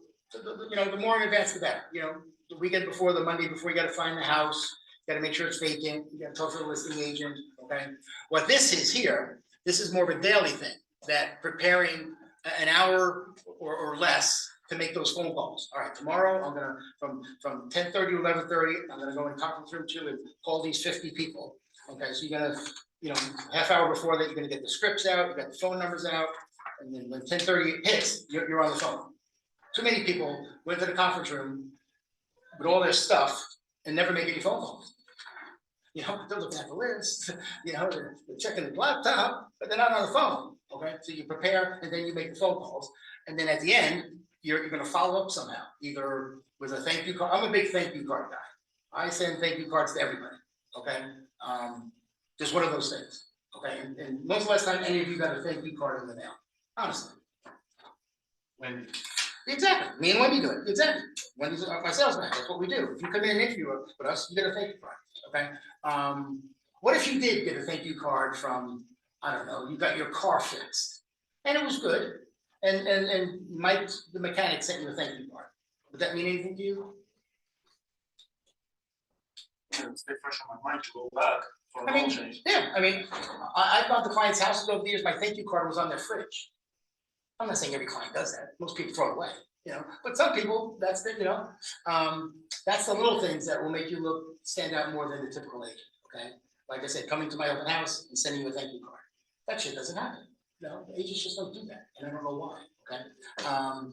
But the follow up is really, really important. And again, personal note cards, like I just said, and using the CRM. Those are really, really important. Okay. And it doesn't have to be a personal note card. Send them a text. Yeah, a nice text with some sort of what do you call the emojis or something, or a little GIF, a little picture or something on there, something that's going to make you stand out from every other realtor. Because if they came to your open house, odds are they're going to go to other open houses, right? So why would they remember you over somebody else? Okay. You can't really see that, that's in the book. It's sort of like a little tracking your progress kind of thing. If you're gonna commit yourself to door knocking, you're gonna commit yourself to open houses, you can track it on a form like this, okay? But that's in the book, okay? All right, so we spoke to the people on the phone, and we're gonna go meet them on Saturday, meaning you somehow you got a seller, a referral. You spoke to them on the phone, and you did a little pre-listing questionnaire stuff. So you don't ask them about their motivation, why do you want to sell, where you're gonna move to, what's your time frame to move. All of that is on there. And this is basically the 7 steps to the listing process. We complete the listing questionnaire and maybe send them this in the email or something like this, so we get it on Thursday, because we're meeting them on Saturday, okay? And then we got to do a whole bunch of research, okay? Number 3, create and deliver a pre-listing package. Before 15 years ago, a lot of really good agents would create a package, a CMA. I think Alejandro said something about the title company. You can get a property profile from the title company for free. And they put all of this in a yellow envelope and bring it to their house, or FedEx it to them. If it was a, $800,000-$900,000, they FedEx this beautiful delivery to the homeowner on Thursday, because we're gonna meet them Friday or Saturday, okay? So that's kind of what the pre-listing package could be, okay? And then in there will be your CMA, will be your, potentially the listing agreement, okay? And what you're gonna do after the sale, okay? Those 7 steps are not in concrete. You might go from 1 to 4 in a heartbeat, but there is a process you're gonna follow. And as you come to more REVUP classes, and John does lots of classes in Green Valley, Mark does it, me and Jeff do, and there's so many classes that we give. Come to as many of them as you can, okay? So because you might get something from Mark, you come, let's say Mark is up here, and then you go back to see John, and you say, oh shit, I thought Mark's way better. Or you go to Green Valley for a class, and you say, oh shit, what John said is much better than what Mark said. And we don't care, we're not fighting over whose ways are better, but not everything is the same for all of you. I think you'll agree, just like you're gonna door knock, and Robert's gonna get on the phone, okay? But that is kind of the idea of the process here, okay? Would there ever come a time where you would not take a listing? I guess if you don't want to do commercial, you feel intimidated. No, regular house. Would you ever tell the homeowner, Gabe, I appreciate it, but I don't think I'm gonna work with you? Well, if they're irrational, I would. Yeah. How? When would that happen? Alejandro? Overpriced. Yeah, well, they're not being realistic or they're rude. Like I said, my house is only 500 and they want to sell for $1 million. Like, Because I That's a put little nutty, that's a little nutty, I agree. I put a lot of money on the floors, and my kids raise you, that doesn't have any value. I will walk out before actually getting myself into. Okay, let me play devil's advocate, Or so. they tell you things about the house that you should disclose, but they don't wanna disclose. Okay, yeah, that's a little tricky. General contractor. A lot of times, like Gabe said, it's about price. They want X, it's not worth X, ever. But if you don't give them that price, they're gonna hire someone else. I know a lot of realtors that will still take that listing. And I'm not saying that's a bad thing. Okay? You do a few open houses, you do a few things, you might get other customers. Exactly, but that seller could become your worst nightmare for the next 6 months, if that's how long the listing agreement is. Because in 3 weeks, when no one has gone to see the house and no offers have come in, you gotta call up Robert the seller. Hey, Rob, it's Tim. The activity's been really slow right now, and the house looks great. I mean, did you see the pictures on Zillow? Oh yeah, Tim. Oh, they look spectacular. Oh yeah, the drone, fantastic, Tim. I love what you did. Usually, Robert, when nothing happens in this short period of time, it's usually the price. So we're gonna have to lower the price. That's a hard conversation to have with a seller, because you're taking money out of his or her pocket. At least that's what they think. Because technically you are the expert and you work magic. Well, again, if I'm gonna list it for 700 and I know it's worth 6, I'm gonna say, Robert, you know what? I'm on your side. I'll fight tooth and nail to get you 700,000, and I hope we get it. But you have to help me out here, that after a window of time, if we're not getting the activity, we're gonna have to lower the price. Do you understand that, Robert? Are you with me on that? And most sellers will say yes. And then when you go back in 2 weeks and ask for the price reduction, he's gonna say no. even though he said yes in the house. So a lot of agents will take that listing, okay? You will make that choice. In the beginning, you'll probably take it, you have nothing to lose, okay? But there could come a time where 2 months into the 6-month agreement, they haven't dropped the price a penny in 2 months. I might be calling them up to terminate the listing, or Mark might be calling them up, or John calling them up to terminate the listing. I'm sorry, but Robert, we can't help you. We'd love to get you 700,000, but obviously the market is telling us something different. So we're gonna have to drop the price, or I'll gladly refer you to another agent, okay? And it's hard to walk away from a listing, let's be honest, right? We want to make money, but you'll get, and it won't happen often, but you have to have that conversation that if you list it too high, that you're gonna drop the price within I know some listing agents that when they take the listing, they'll put in there, January 1st, the listing starts. And then I'll have an addendum. January 15th, if no offers, price reduced by 5%. February 1st, if no offers received, price reduced by another 5%. And put it right in there, okay? It takes some balls to do that as a listing agent. It really is. You gotta know what you're doing and feel confident to do that, because that's money that the seller thinks he's losing or she's losing, okay? But there's nothing wrong with walking away from a listing every now and then, okay? But hopefully in your case, it won't happen that often, okay? And it's sort of like the question for you, would you ever not take a listing? And Does it happen that you're one of those nightmare sellers, and then years down the road they come back to you, I want to sell another house, and you go like, Yeah, I mean, I hate to say that hopefully you'll get to a point in your career where you can pick and choose who you work with, okay? But in the beginning, you want to make money, you'll work with anybody, I don't care who they are, I mean, at least you're gonna try, because you can always terminate the relationship with them. What, Rob? I said you get the experience too of doing certain things. Yeah, but you don't want to drag it out too long and get aggravated and get pissed off and all that kind of stuff, okay? But that's where your manager, your coach is really important. We have to step in and help you guys with that, okay? But usually, like it says there, overpriced listings are the problem, where they all think it's worth more, okay? Some of the other stuff you got to do is, qualifying the seller, researching the comps.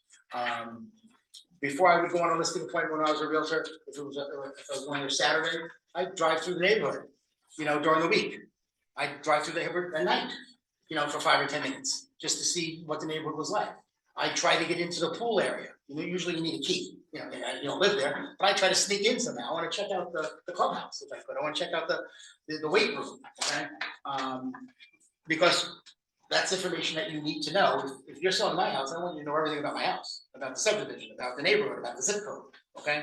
So a lot of this stuff is done prior to meeting with them. What I would try to do sometimes, it says it at the bottom, I would try to take a picture of their house, and when I brought the CMA, their house was on the front page of the CMA. Kind of cool, right? That's all. Shit, you got a picture of our house already. He's never been here before, I didn't do it all the time. I try to, but sometimes it's hard.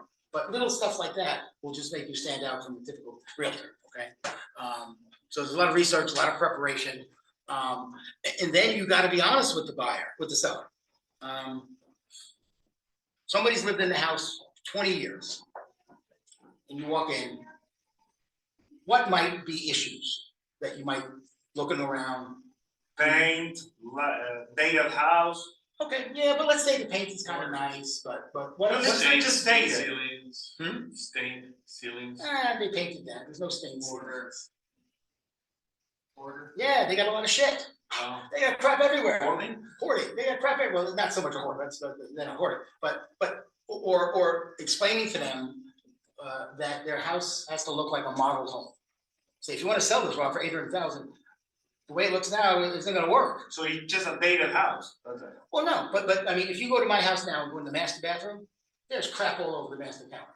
I don't mean crap, but you know what I'm saying. The toothpaste, the shaving cream, my razor, my dog's brush is there. I brushed my dog this morning. The brush is there. When I sell the house, that shit's gone. But that's normal stuff because I live there and no one's going to see it. When I used to go with Andrew, my photographer, we kid around. We'd always bring a box because I was. Robert, I'll see you Saturday. Make sure you unclutter, and during that, I'm pointing out things to unclutter. And he didn't do it. He didn't unclutter it. Yeah. I was actually learning how to do my own real estate photography. And one of the things that wherever you go, take a big box, remove the clutter and put it back where it was. That was Andrew's Funny that point. you mentioned that. I bring the box, you know, they still have all the stuff on the kitchen counter, all that stuff would go away. And would take the picture, and put all the stuff back, you know, so in Zillow, it looked like a beautiful immaculate counter, okay? And then he could put back his toaster, his blender, his coffee maker, all that stuff. And well, now you have those filters that they remove the clutter for you. Yeah, but those are hard conversations to have with people, because, you know, they like the fake green plants on top of the, you know, the kitchen, cabinets, right? You know, there's that space there, they all have the fake green plants that have been up there for 17 years with more dust than anything. They love them, they think it looks great. No, you gotta burn those. Yeah, you gotta get rid of that stuff, okay? But again, you don't have to worry about this anymore. This is where Mark and Jim and me and John and Wendy do that for you, okay? You just have to retain it and remember it, okay? To remove like all pictures too, like Yeah. family pictures and all that, kind of makes it personalized. You get that off. Get Yeah. out of the way. The only bad thing about that is if you remove them, the walls look worse sometimes when you take them down, so you gotta be careful, you know, but yeah, they should take personal stuff down, okay? Put all personal stuff away. But again, some sellers, you know, what the seller thinks is good and what we think is good is usually not the same. And that's a hard conversation to have with the seller. In that pre-listing package, that's some of the stuff we would put in there. You know, the information about the home, the CMA. I used to have a resume. I made a resume. I didn't shit, I know it was good or bad, but I put a resume in there about my experience, you know? Sometimes I would put in a blank contract, a blank listing agreement.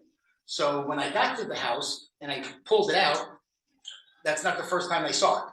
So it's not foreign to them, okay? Because the listing agreement, I think, is 8 pages. Who wrote the listing agreement? What type of person? A lawyer, A lawyer. a psychologist. Anybody a lawyer here? No, oh, good. There's a lot of jargon in there that, you know, I don't even know what some of it means. And I've been doing it for 15 years. The client's not gonna know. It's the first time they're seeing it. So there's nothing wrong with sending them a blank one in advance. Let them take a look at it, okay? You don't fill in anything. You don't put in your fee. You don't put in the price. Just send it to them, okay? But now, a lot of it is done digitally, like this. This is sent digitally, you know? You can, so that pre-listing package that used to be a piece of paper or dropped off on the doorstep is now by email, typically, or PDF, or PowerPoint, like that, okay? But again, go back to your office, see what your coach or your managers want you to do. That would be a typical cover letter. It's hard to read, it's in the book somewhere, but that could be the cover letter that would be in the pre-listing package that I drop off on their doorstep. And then I call them and say, hey, Teddy, do me a favor. I had a runner drop off a package in front of your door. When you get a chance, take a look at it. And you'd open up this package and the CMA would be in there, this would be in there. And you can still do that. There's nothing wrong with that, okay? Go. But now that could be it. That could be the email. That could be the email with the other stuff attached to it, okay?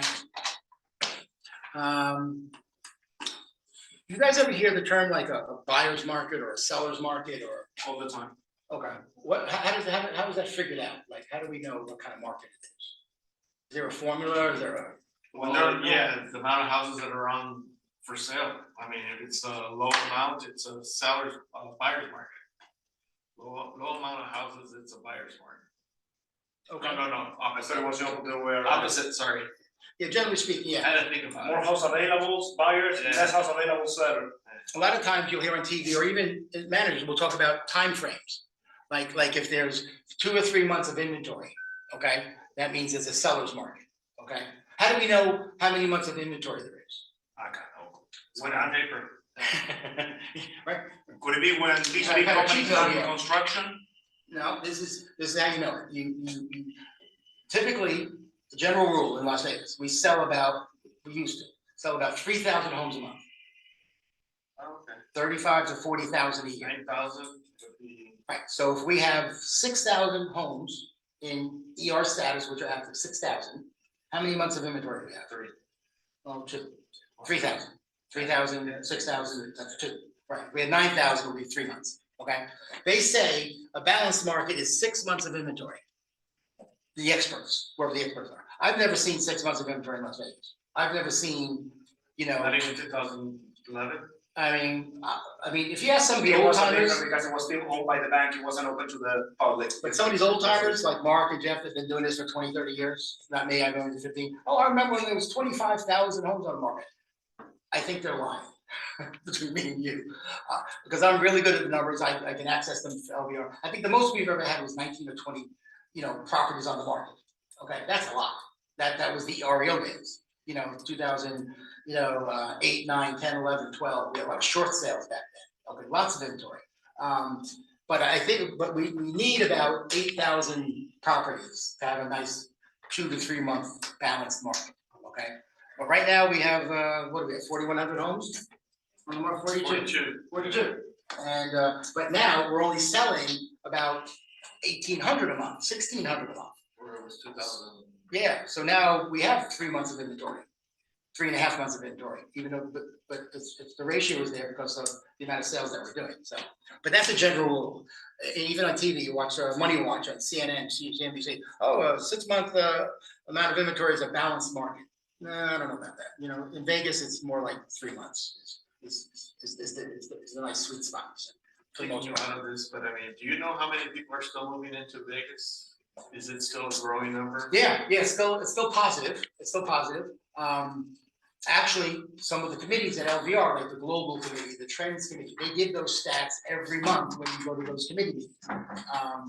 There's a guy, if you remember this name, Brian Gordon. He creates a lot of the stats for us on LVR. And as a matter of fact, let me see if I could. Did this come up on this? Let's try that. You see here. And of course.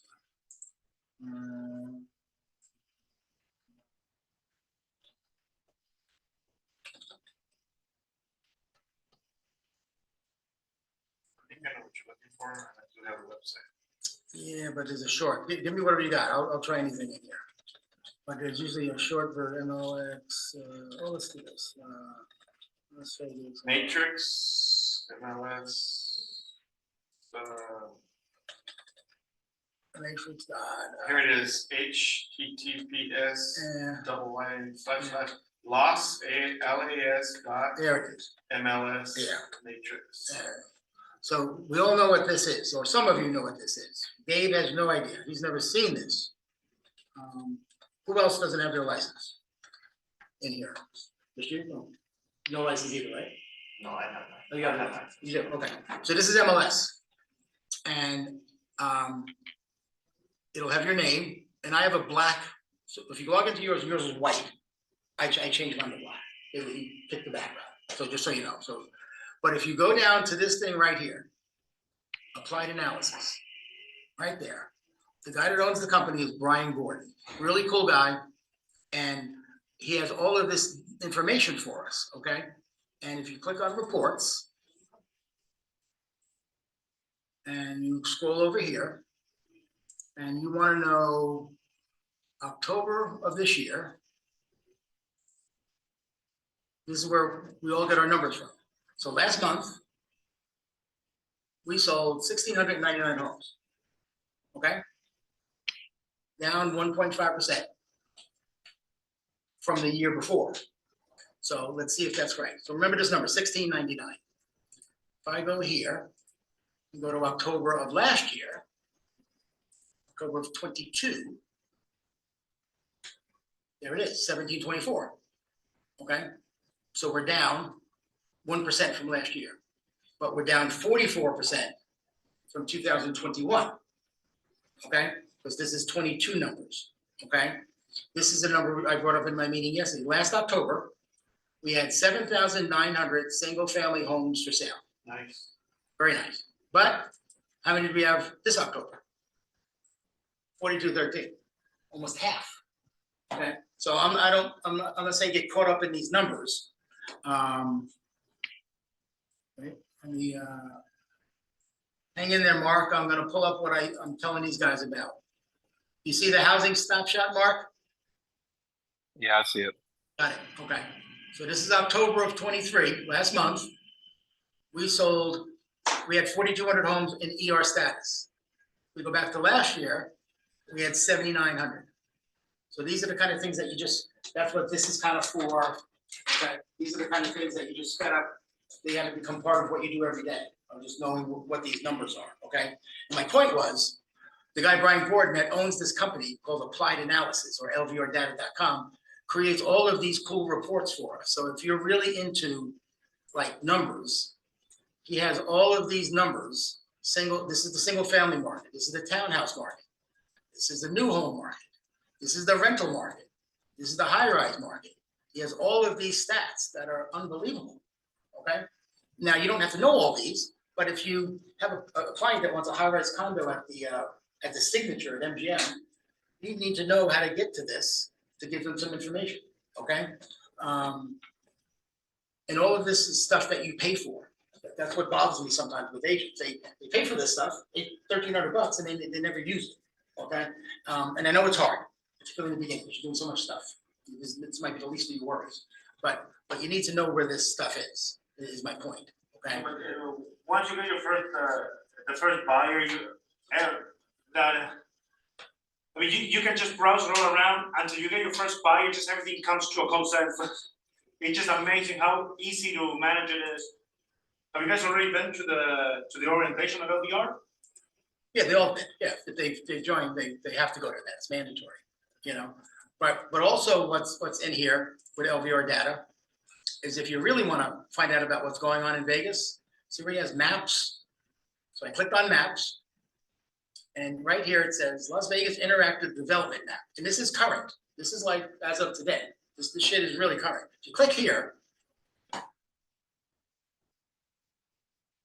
all of these green dots are tourist-related projects. So if you click on this, the Fertitta Entertainment is talking about whatever that building, whatever that is. That might be Durango Station, I'm guessing. Down here is a potential Nuance Las Vegas Hotel and Spa at the stadium. I didn't know about that. Oh, shit. I have no clue, to be honest with you. If I go, what's up here? Huntridge Theater is being renovated. Las Vegas Convention Center Hall is going through renovation. Spring Hill Suites, all right, even the Marriott, they're giving us a little, but so this Hard Rock rebrand at the Mirage. We all know what's happening to the Mirage. Yeah, they're becoming Hard Rock. Right, no more Volcano, one giant guitar. Yeah. Like the giant guitar. Seriously? Yeah, like the giant guitar, like. It took them long enough to get it in there. You know, but I like the Volcano. You know, I kind of like the Volcano, right? That's a tourist thing. I like the Treasure Island Pirate Show. Things. Is that gone too? The Pirates? It's been gone for like 10 years. There you go. What do I know? Yeah. It was amazing. Yeah, but so these are now where it says non-tourism projects. These are Boyd Gaming headquarters. This is let's see what this is. Historical something downtown. Desert Pines mixed use development. Okay. Campus Village, whatever that is, you know, apartment complex, mixed use development. So again, you don't have to get an expert on this stuff, but you just got to peruse this thing every now and then so you know what's going on. Okay. And if you click residential activity and you click on major residential developments, so all of these gray areas. So if I click, where are we? Let's click this one right here. So this is Summerlin. Yeah, I mean, so all of these gray areas are mostly these. So here's Coronado Ranch, is still has stuff going on. Rose Ranch, Spring Valley, and some of this stuff you can export it and send it to your client. Okay, I mean, you have to learn how to use it, of course, but there's $35 billion worth of stuff going on in Southern Nevada, and you'll see this in the paper sometimes. And the guy that does this, Brian Gordon, usually twice a year, he does a lecture for us at LVR. Okay, as you guys get licensed, you'll get an email once every 3 months to go to the general membership luncheon. It's usually at the Four Seasons or the M Hotel, and it's free. And it's usually 500 agents go. And, it's called the General Membership Luncheon. LVR will send an email to all the members. It's once a quarter. So you'll get an email in January for the March. Durango, for the opening. It's gonna be at the Durango Casino. Oh, there you go. You're still, yeah. Yeah, I you're saw right. that, yeah, that's what I was thinking, that's what I was. You all should go. You actually pay $35. So they charge you $35, but if you show up, you get the $35 back. So it's a free lunch. And it's a really good lunch. It's at a really nice casino. And usually they have really cool speakers. And one of the speakers is the guy, Brian Gordon, who comes in and tells us everything about the market. When is that coming up? I don't know the date. Yeah, it's already on the website. Yeah, it's even on the website. First one's March 15th. And if you guys would just promise me one thing, and you guys on Zoom, March 15th. we all get lots of emails. God knows. Okay, and a lot of agents do not open their emails from LVR. I don't know. Open them. You know, and if you look at it, then delete it. But sometimes there's some really good stuff in there, like the luncheon. Okay, or stuff like that. And I know, like in my office, we send out a newsletter every Friday. I know the Northwest does. I don't know if Mark does or Jim and John have a newsletter for the office that they send something out. I don't know. But open those emails. Okay, it's easy just not to. Okay, but just remember the name Brian Gordon. If you ever hear his name or he's speaking somewhere and you can get to go see him, you should go.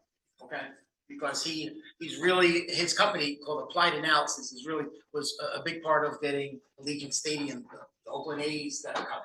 His company did a lot of the economic stuff. That's still happening? I haven't heard that it's not. You know, your guess is as good as mine here, you know.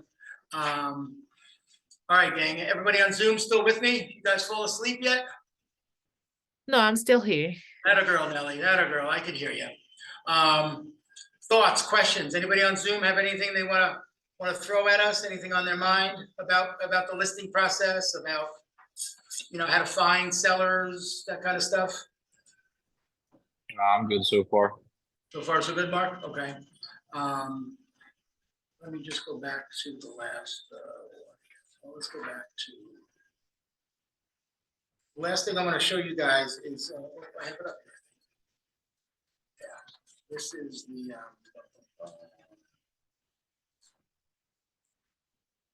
what's on your screen now, Mark? Is it, we will rock you? Yes, sir. There you go. This is the other website I put up here, One Rockstar.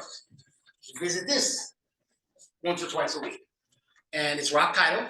We all know who Rock Title is, right? Okay. If you click here, this is their training schedule. These are all the classes that they do, either live or on Zoom, okay? And you can jump in on any of them at any time, okay? If you go back to here, the video library, I forget to log in, but if you go to the video library, I'm subscribed. These are all the videos that they do for us that you can access. Okay. Here's a video on. So if you're not currently tracking your data, today is where you start. This helps you win more listings by investing in those ads. Once you have these data points, you should include them in your listing presentation so you can show actual results to your marketing campaigns and efforts. So for my listings, when I get a So I think what he's talking about there is that when you want a listing presentation, how many websites does the listing go on? Anybody know? A ton. Okay, I'm the seller. I want to know. Not a ton. I want to know how many. Yeah, What would you say? Easily 30. I got 30. I got 35. Okay. I got 30. Easily. I got 300. I got 10 times more than 30. It probably does, but we usually say between 80 and 100 websites, and it's true. Okay, and you can rattle them off. What are some of the websites you would tell your seller they can find their house? Zillow, Redfin, Realtors.com, and those are like first three that pop in my mind. What else? Yeah, that's not public. It's not really a website, but just so you know, when you put it in MLS, there's something called MLS syndication. You don't even do it. It's set up already that it sends it to all these websites. Redfin, Realtor.com, Zillow, Homes.com, YahooFinance.com. It goes also to the MLS in like 8 foreign countries: Singapore, UK, Canada. I'm trying to think of what Asian countries. I don't know about China, you know, the whole communist thing. But wherever there's an MLS, that you can tell your client that house is going to appear there. okay? And it's important that you tell them that, because a lot of agents don't. They just think it's gonna on MLS, okay? But if I say, look, you know, Kenny, besides Realtor.com and Zillow and MLS, this is gonna be on the MLS in Canada, in the UK, in Singapore. How cool is that? You know, if I'm a seller, I think that's pretty cool, you know? And again, that's gonna help you get that 5 or 6% commission you're trying to get on the listing agreement too, okay? Or else it might be hard to get that commission, okay? But my point is, Rock Title is a valuable resource for brand new agents, okay? They're gonna help you in ways that you don't even know, okay? And just by helping you with whether it's a CMA, whether it's creating a farm, and once you, Here we go. I just found it here. Where it goes? Yeah, it's Is that the one with all the flags on it? It has all the crazy, Yeah. all the crazy flags. It's an upgraded international. There you go. And it does go to China too. It does go to China. Okay, there you go. So China is a weird communism, it's not Cuba or North Korea. You know, the Asian cash buyer is really important to us. They got the cash, you know? And that's something, Alejandro, I think I used to bring on my listing presentation, or be in the package. So if I didn't say it, hopefully they read it, that it would go to all these different websites, okay? But this is Rock Title, this is under VIP access. Once you join, they let you in. And like, to give you an idea, like if you click training videos,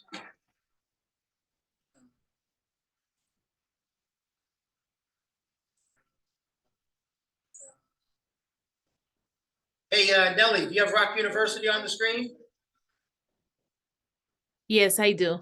Right. So once I hit that VIP all access, these are, again, these are all the different videos that they have here that you need to access. It's just really cool stuff. That looks like from one of our classes here in town. We probably did Justin. This is Justin. This guy up here. Where did he go? Did I go to Justin?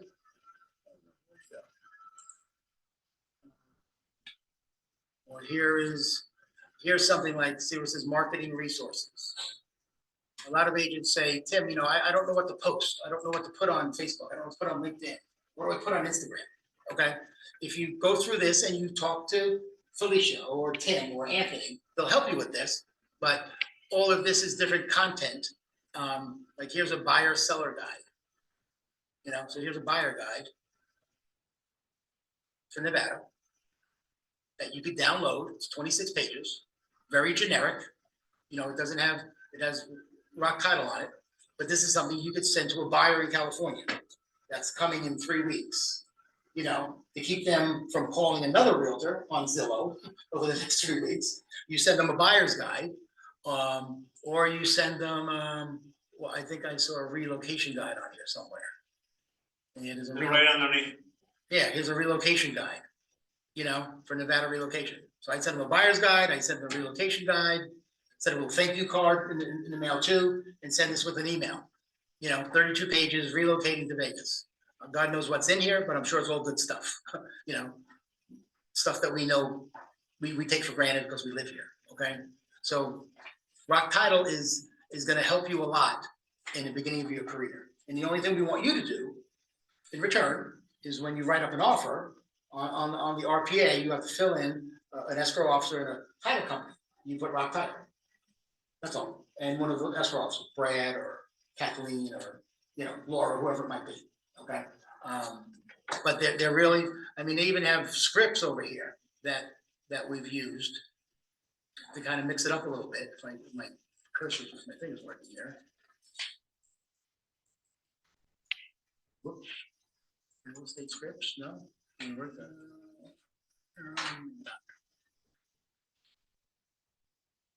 Oops, no, what's up? So here, like, here's an open house template. It's working, let me see. This mouse is not working again. Now, I started working on my farming. Can I use this information and send it on a mail and stuff? Say it again.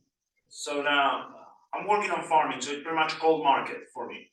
Can I grab the information that I see here, Rock Title, if I find it convenient and send it over? Or I need to get it approved by you? No, you can use all this stuff. No, Can- it's. Can I bring something and send it to them if you come from road type? Yes, of course, yeah, you know, and sometimes it's better coming from a third party than from you. And You you know? just put your card with something, someone sent for road type. Yeah, and there's another, where's my mark? There's another, free resource. That you're gonna talk to Rock Title about, called Breakthrough Broker. It's $39 a month.com. So you guys can go to that website, check it out. It's $39 a month. Rock Title pays for it for you. It's free. Has all this really cool stuff. It has seller guides. It has scripts, but you could customize it to you. So instead of, in other words, they have a relocation guide and everything, but it lets you put your photo in it, put your information in it if you're going to email it out. And I don't need to filter it like through you, let's say. No, as long as your license number's on it, we're fine. Okay, just make sure your license number's on everything. I mean everything. Okay, because the first time it's out there without it, some realtor's gonna see it and they're gonna rat your ass out. I'm telling you, that's what realtors do. They're horrible. They'll throw you under the bus, send an anonymous complaint to the division. Oh, go to Kenny's website. Her license number's not on there. And then you'll get fined $500. No warning, no, all right, Kenny, you got 3 days to fix it. None of that shit. $500. You just get the bill. That's it. Because you know you're supposed to have your license, not everything. So just be careful. If you do create a flyer or a postcard or a marketing piece, and you're paying for it, or maybe you did it yourself, and you want to run it by one of us, that's not a bad idea either. Okay? I mean, I had a new agent, I won't say who it was in my office, order her business cards, and she put my license number on it. I said, that's great, but that's not your number on there, you know? The general public's not gonna know, I mean, what her number is, but you can't do that. So tell me that she makes a mistake before No, ordering it. well, she bought new cars, spent another $55 and buy new cards, of course. Because we always tell you guys, even business cards, run it by us. You know, it seems simple, but let us look at it real quick, just be on the safe side before you spend any money, okay? But all this stuff, Breakthrough Broker, OneRockstars.com, this is all free. Rock Title pays for it, okay? That's why we, in turn, we want to try to give them some business. You know, it's the right thing to do, okay? And they do a lot of training for us. I don't know, does Felicia do classes in Green Valley? You guys are Green Valley. And you said printing is free at the office, You're right? Green Valley. Does Felicia done classes in Green Valley? You know who Felicia is? Yes. Yeah, okay. I mean, it's slow now, it's the end of the year. Tuesdays. Tuesday, yeah. The first, At the the meeting, first Tuesday of the month after the meeting. She stays and does something. Yeah, okay, right yeah. after the meeting. Same thing with Tim and Anthony for us in Southwest, okay? So we don't wanna poo-poo on Rock Title, because they're really good to us. They really, really are. This guy here, look, where'd he go? That's the new, well, not the bald guy, that guy. That's Justin. He's the new vice president of Arizona and Nevada. So Felicia reports to him. Tim Sams reports to him. Really good guy. Probably the most knowledgeable techie guy I've met for real estate. Like he could teach you chat GPT in an hour if you want to learn. He has a whole video on how to do it. You want to set up a YouTube channel. Watch his video, you can set up your own YouTube channel. I mean, he knows all this stuff. It's unbelievable, okay? And he's gonna be coming to town. He's in Arizona, but he's been coming to Vegas, I think, twice a month in January to do live classes, okay? So whenever you see a Justin class, try to take it. But if you miss it, it's recorded, so you can always watch it later on. But if you're like most of us, you're probably not gonna go back and watch a video. I mean, maybe you will, but He's coming next month too. yeah, actually, I think next week in Green Valley. Yeah, I don't remember the date. Yeah, it's one of your meetings, it's a Tuesday meeting. I think it's Tuesday the 6th. By any chance, what day of the week is December 6th? Oh, that's one, the fifth is Tuesday. I think that's when he's doing the Green Valley meeting. I think. Or maybe it's the next day. I don't know. Who knows? We have that one guy from the dealership coming on Tuesday. Oh, the John Barr guy. Yeah. He's a character. I don't know what he's gonna talk about real estate, but it'll be entertaining. If nothing else, you know. I'll sell you a car or buy you what do you do? I'll do anything to sell you a car. You know who I'm talking about? That guy, John Barr, on TV, Finley Cars. Friendly Ford. Friendly, one of them. I think it's Finley or Friendly, but he's gonna be at the Green Valley meeting next Tuesday. I might take a ride down just to see I'll it. do anything to sell you a car. Exactly, Not yeah. anything has to be with quotes. Well, of course, yeah, let's not get crazy here, you know? All right, gang, what time we got here? Looks like the party's just about over. Any closing thoughts with anybody? Any questions about anything, about Realty One Group, about REVUP, about being on a team, about not being on a team? I don't know. I want to share a website I just learned. With the Fire away. One, if you're looking for new homes. Yeah. It's the one, new home source. It shows you every Oh, single. from MLS? No, it's just the website. New home source. New home source? New home Yeah, that's source. really good. Like, Let's check it out. If you're working with This one? I hope so. Yeah, it looks like it is. The But it'll smartest show way to you- buy a home. It shows you every single new. All the different in the developments? city. Yeah, throughout Henderson, Las Vegas. I assume this is more of a consumer site, right, for the consumer? It's helpful if you're working with buyers. I mean, let me see. I have a picture. Okay. But I'm Yeah, it might be a one-stop shop for all the builders, if you know what I mean. Yeah, it's really helpful for. Okay, yeah, so here are all the different builders. By area code. Nice. Builder. In MLS though, just so you know, we have, where'd the little link go? Where's New Home Resource? New home communities in Las Vegas. We have something called NHS Pro, just to give you an idea, but that's good, I like that website too, but if you click on this one, that's in MLS. This is where, you know how you go in MLS, and you guys that are new might not know yet, but you can set up a buyer to do a search, right? Okay, you can also set up the buyer to do a search for new homes, also in our MLS as part of your dues. That's what this is, New Home Source Pro. That's in our MLS, and it's connected to our MLS. But I like what you said too. I like that website. But this is newhomeresourceprofessional.com. And it's connected to our MLS, and you could set up your client here to get emails from the builders, just like they would get an email from our MLS if they were looking for a resale home, okay? But the key to, if you have a buyer that wants to go see a new home, do you have to go with them, or can they go by themselves, or what's the deal with that? New home, I think you have to go with them. To do You're your. so you're kind of a ride. You have to sign up with You're the company. supposed to go with them on their first visit. Right. But, I mean, But yeah. there's a gray area. The first time they go, you gotta go. I don't care if you're at a wedding, leave the wedding for 20 minutes and just go if you can, okay? If you can't, call KB Homes, call Toll Brothers. She answers the phone and say, hey, look, Joe, this is Tim at Realty One Group. I'm sorry, my buyer is driving me crazy, but she's on her way to go to your subdivision, and I'm with another client. So I was hoping you could, let her know. Look, I want to let you know that I would be there if I could, but I can't. I might be there later on today. He might sign her in for you. Okay, so that's why as you're new, and even if you don't have your license yet, you should go visit all these new home builders. Go to KB on a Saturday, wherever you live in northwest part of town. Go to KB and go to Toll Brothers, go to DR Horton, go to Lennar, go to Harmony, go to Wall, and just walk in and introduce yourself. Look, I'm Dave. I'm a realtor. I just started Realty One Group. I want to come by because the brokers at Realty One Group say you guys are the best builder in town. You get the point. You get what I'm saying here, Whatever. What do you got to say? And get their card. And if you have a card, of course, give it to them. But that goes a long way when 2 months from now, your buyer's going to walk in without you, and your $15,000 check is down the toilet. But you can call Joe because you met Joe 2 months before. Okay, so much of this, of what we do is the networking or the relationships that we have with new home builders or even other realtors.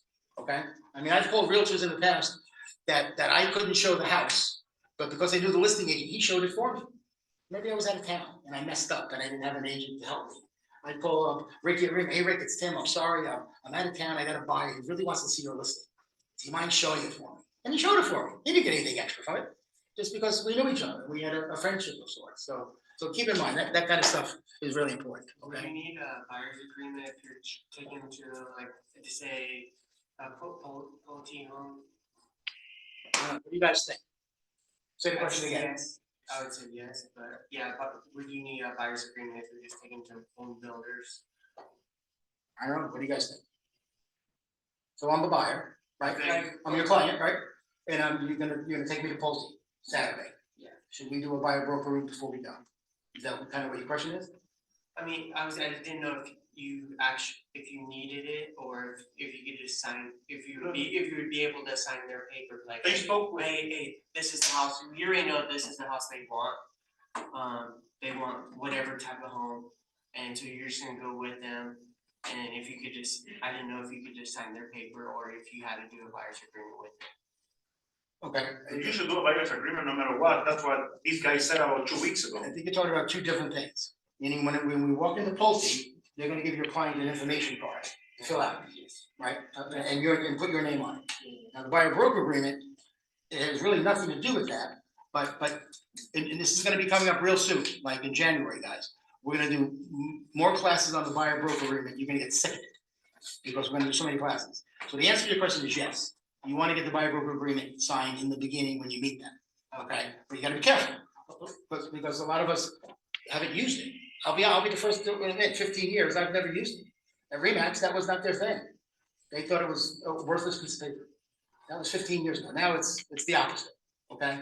So we're all gonna have to learn how to use it, okay? Because you're gonna have the duties owed sign and this buyer broker agreement, because the buyer broker agreement potentially will save you a commission.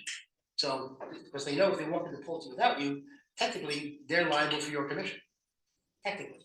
Okay, so hopefully before they go there, hey Gabe, it's Tim. I know we just saw Pulte and I said I was heading home to go to my niece's softball game, but I just drove by this Lennar thing. Holy shit, these houses look great. Could you meet me there? Now, maybe you can't. You headed home. So you're gonna call someone at Lennar maybe and say, look, this is Gabe at Realty One Group. My client's gonna walk in there any minute. Could you help me out? Now Lennar might say no, F you. Gabe, no, if you're not here, baby, you ain't gonna pay. And they have every right to do that. But most of the builders will work with you, okay, because they want your business. We just had D.R. Horton in yesterday. They might be the best company in the world to deal with for realtors. They were unbelievable, all the stuff they'll do for you, okay? But you need to keep in touch with them, okay? Because most of them have 30-day windows that registration is good for. So you might have to, every 30 days, re-register your client with Pulte. Or, because if you don't, and 3 months later, I bring them in there, even though you brought them in 2 months before, I'm getting the money because they were in there 60 days ago and that agreement with you was only good for 30 days. You didn't renew it. So stuff like that happens all the time. I mean, as long as you're local, quick question. I brought up my MLS. Transaction desk is not there no more. It was there early in the morning, but in the afternoon it was not. They fired you from the association. Yep. That background. Was I able to delete it? The background check came back and they said, we don't let this guy do. No, I've never seen it being deleted. So.